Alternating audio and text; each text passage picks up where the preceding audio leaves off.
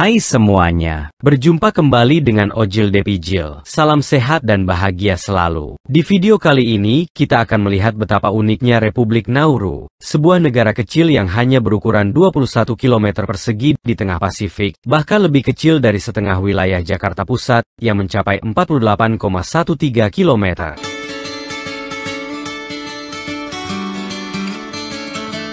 Sebuah dunia mini dengan cerita yang luar biasa. Dengan populasi sekitar 11.000 jiwa, Nauru memegang status sebagai negara terkecil ketiga di dunia, setelah Monaco dan Kota Vatikan. Namun, di balik ukurannya yang mungil, Nauru menyimpan beberapa fakta mengejutkan. Negara ini dikenal sebagai yang paling terdampak obesitas di planet ini, dengan 97% pria dan 94% wanita diklasifikasikan secara klinis sebagai obesitas. Seolah-olah itu belum cukup mencengangkan, hingga akhir 1960-an, Nauru juga memegang rekor sebagai negara dengan tingkat konsumsi rokok tertinggi di dunia, menurut Organisasi Kesehatan Dunia. Sungguh, Nauru adalah sebuah pulau kecil dengan cerita besar.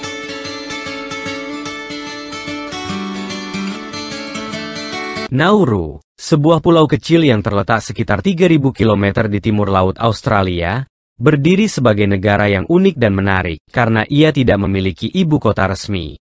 Dikenal sebagai Republik Nauru, negara ini pernah disebut Pleasant dan memiliki magnetisme tersendiri di tengah lautan luas Samudera Pasifik.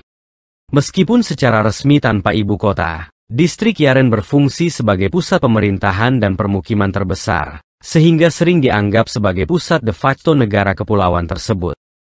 Presiden Ruskun, yang dilantik oleh parlemen setelah pemilihan umum September 2022, memimpin negara ini dengan berbagai jabatan penting, termasuk Menteri Luar Negeri dan Kehakiman. Kun adalah sosok yang berpengalaman, telah menjadi anggota parlemen sejak 2013, dan sebelumnya menjabat sebagai Menteri Keuangan, Pelabuhan, dan Pariwisata.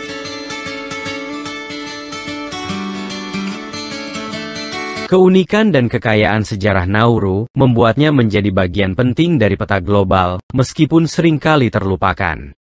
Pada saat meraih kemerdekaannya pada tahun 1968, Nauru mencatatkan namanya sebagai negara terkaya di dunia, berkat cadangan fosfat yang melimpah, yang berasal dari guano, atau tinja burung laut.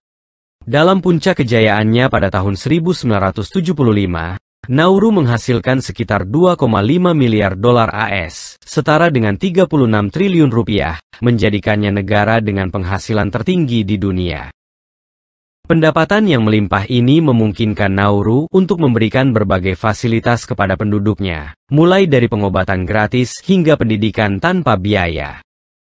Namun, di balik kemewahan tersebut, Nauru juga menghadapi masalah serius. Tingkat obesitas tertinggi di dunia akibat pola hidup yang berubah seiring dengan peningkatan kesejahteraan.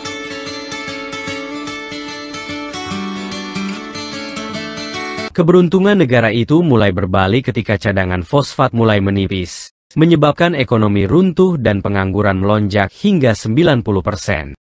Situasi semakin kritis, dan untuk menghindari kebangkrutan, Nauru mengambil langkah drastis dengan menyewakan fasilitas penjara untuk mendatangkan tahanan dari Australia, demi mendapatkan tambahan pendapatan. Kisah Nauru adalah cerminan perjalanan dari puncak kekayaan menuju tantangan ekonomi yang mendalam, menggambarkan betapa cepatnya nasib bisa berubah.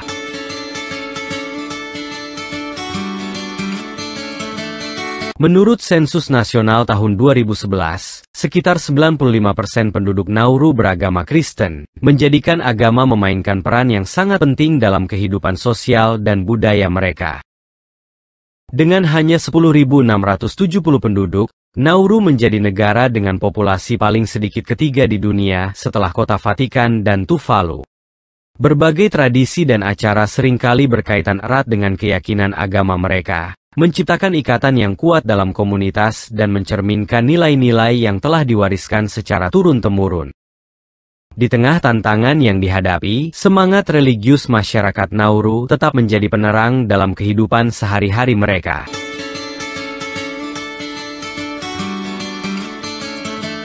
Nauru adalah sebuah paradoks yang menarik, dikenal sebagai salah satu negara terkaya di dunia, namun juga salah satu yang paling jarang dikunjungi.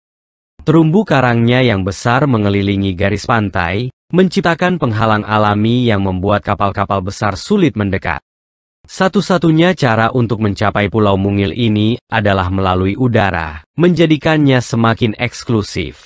Meski bukan tujuan wisata yang umum, Nauru telah lama menjadi tempat persinggahan favorit bagi burung-burung migrasi selama berabad-abad.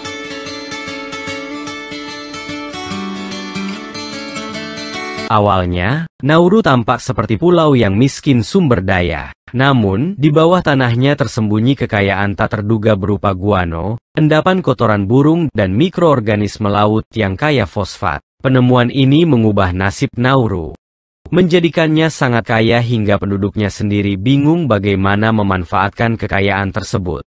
Pulau kecil ini, meski terpencil, memiliki sejarah dan keajaiban yang layak dijelajahi.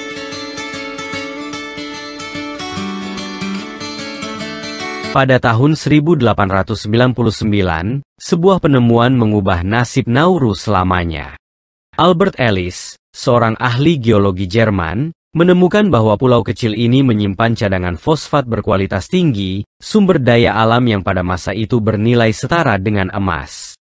Fosfat ini menjadi kunci revolusi pertanian dunia, meningkatkan produktivitas lahan dan mendukung pertumbuhan populasi global. Ketika Perang Dunia Pertama berkecamuk, Australia dengan cepat mencaplok Nauru dan mengubahnya menjadi kamp pertambangan besar-besaran. Sungguh menakjubkan jika membayangkan bahwa buah-buahan dan sayuran yang dikonsumsi di berbagai belahan dunia pada masa itu bergantung pada fosfat yang diekstraksi dari tanah kecil di tengah Pasifik ini. Pada tahun 1968, setelah memperoleh kemerdekaan, Nauru menikmati masa keemasan. Pendapatan dari fosfat menjadikannya negara dengan produk domestik bruto per kapita tertinggi di dunia. Meskipun distribusi kekayaannya tidak merata, masyarakat Nauru menerima royalti yang cukup besar untuk menjalani kehidupan nyaman tanpa harus bekerja.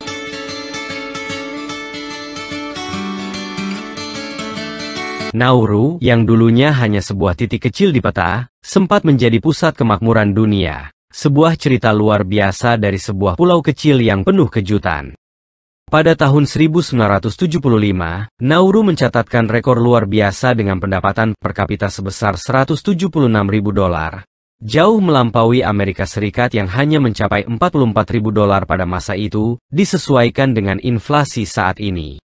Kekayaan yang berasal dari fosfat ini mengubah Nauru menjadi negara kesejahteraan yang unik, tanpa pajak, dan layanan seperti pendidikan, kesehatan, transportasi, hingga perumahan tersedia secara gratis bagi seluruh penduduk. Namun, kekayaan mendadak ini membawa Nauru ke dalam hiruk-pikuk konsumsi mewah. Pulau kecil itu segera dipenuhi dengan model mobil terbaru, dari Cadillac hingga Land Rover, yang lebih sering digunakan untuk bersenang-senang daripada kebutuhan. Bahkan hingga kini, bangkai kendaraan-kendaraan mewah tersebut masih terlihat di sudut-sudut pulau, menjadi jejak masa lalu yang gemerlap.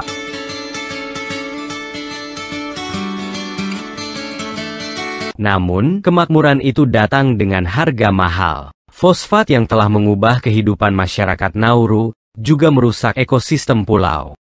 Tanah yang kering dan bersifat asam, akibat eksploitasi tambang, membuat pertanian menjadi mustahil.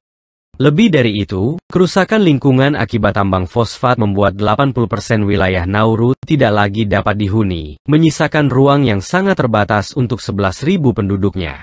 Ironisnya, kekayaan yang dulu membawa kemakmuran kini meninggalkan Nauru dalam pergulatan berat untuk memulihkan pulau kecil mereka. Di Nauru, wilayah pantainya yang sempit, hanya sepanjang 4 km, menjadi saksi perubahan gaya hidup drastis sejak tahun 1970-an. Gaya hidup santai yang muncul di tengah kemakmuran, membuat masyarakat meninggalkan pola makan tradisional mereka yang kaya akan ikan segar, sayuran, dan buah-buahan. Bahan pangan yang telah menopang generasi selama berabad-abad. Sebagai gantinya, makanan olahan tinggi kalori dan rendah nutrisi dari industri mulai mendominasi meja makan mereka. Hari ini, penduduk Nauru sangat bergantung pada makanan kaleng yang diimpor, sebagian besar dari Australia. Buah-buahan dan sayuran segar menjadi barang langka, karena toko-toko lokal hanya menerima pasokan setiap 6 minggu.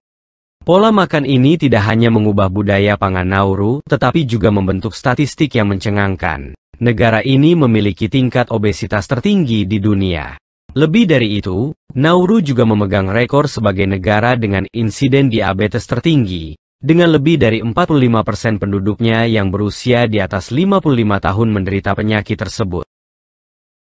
Pulau kecil ini, yang dulunya dipenuhi dengan kekayaan alam dan tradisi yang sehat, kini menghadapi tantangan besar akibat transisi gaya hidup yang tak terduga. Sebuah pelajaran besar tentang bagaimana modernisasi tanpa kontrol dapat membawa dampak buruk yang mendalam. Kehancuran ekologis telah meninggalkan jejak mendalam di Nauru.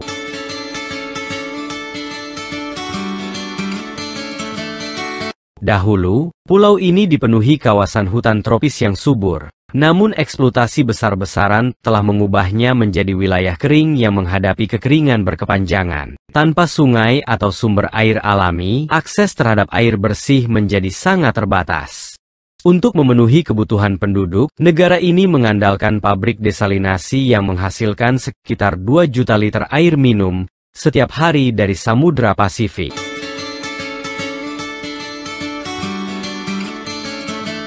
Menariknya, Nauru tidak memiliki ibu kota resmi. Namun, distrik Yaren berfungsi sebagai pusat administrasi negara, menampung parlemen, kedutaan besar, satu-satunya kantor polisi, pemadam kebakaran, dan bandara.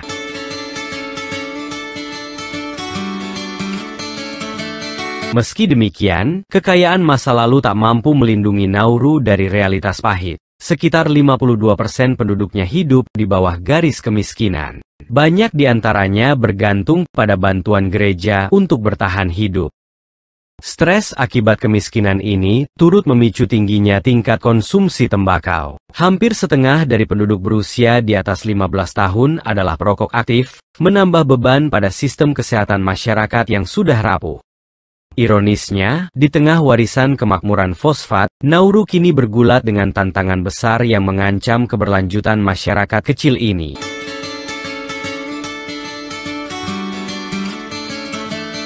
Nauru memiliki sistem politik yang unik dalam skala dunia. Sebagai sebuah republik presidensial, presidennya dipilih langsung oleh parlemen, yang hanya terdiri dari 19 anggota yang dipilih berdasarkan suara terbanyak. Sistem ini didasarkan pada konstitusi formal yang memberikan fleksibilitas, namun juga menjadikannya rentan terhadap ketidakpastian politik karena jumlah penduduknya yang kecil. Menariknya, Nauru memutuskan untuk tidak memiliki angkatan bersenjata. Keputusan ini, yang umum di negara-negara kecil, lahir dari keterbatasan sumber daya dan absennya ancaman eksternal yang signifikan. Sebagai gantinya, keamanan Nauru dijamin oleh Australia, melalui perjanjian bilateral yang melindungi pulau tersebut dari ancaman apapun.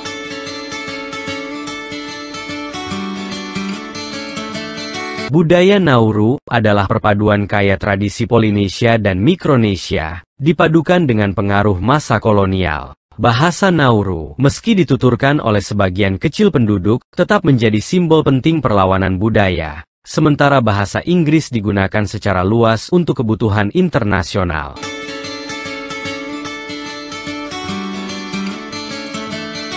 Kristen, warisan misi kolonial, adalah agama utama. Namun tradisi lokal terus dilestarikan sebagai bentuk identitas budaya. Di tengah tantangan ekonomi dan politik, masyarakat Nauru tetap menjaga tradisi mereka, memperkuat rasa memiliki, dan menciptakan kohesi sosial yang unik. Pulau kecil ini, meski penuh dengan paradoks, adalah contoh kuat bagaimana tradisi dan modernitas bisa berdampingan, meskipun dalam kondisi sulit.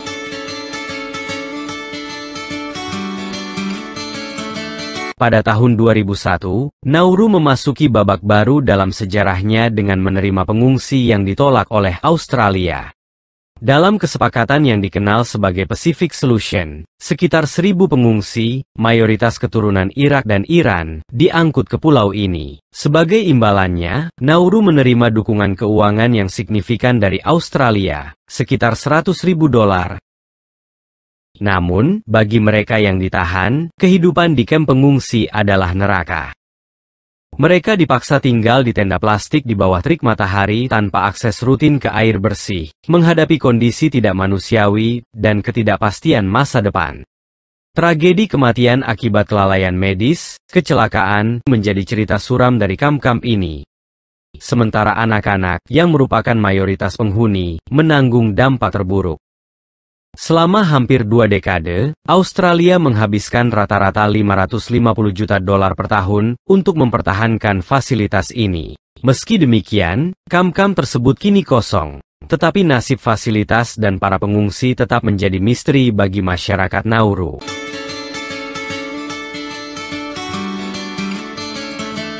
Pulau ini, yang hanya memiliki 30 km jalan raya dan jalur kereta tua yang dulunya mengangkut fosfat, pernah menghadapi ancaman eksistensial yang serius. Pada 1960-an, ada rencana untuk merelokasi seluruh penduduk ke sebuah pulau di Australia, akibat kerusakan lingkungan yang parah. Namun, masyarakat Nauru dengan tegas menolak ide tersebut. Mereka memilih tetap tinggal, membangun kembali tanah air mereka yang hancur, dan memperkuat komitmen mereka terhadap wilayah dan identitas yang unik. Kisah Nauru adalah bukti luar biasa dari keberanian, ketahanan, dan keinginan untuk menjaga tradisi, meskipun berada di tengah tantangan besar. Pulau kecil ini terus berdiri, mengingatkan dunia tentang pentingnya mempertahankan akar budaya dan wilayah meski dalam situasi tersulit.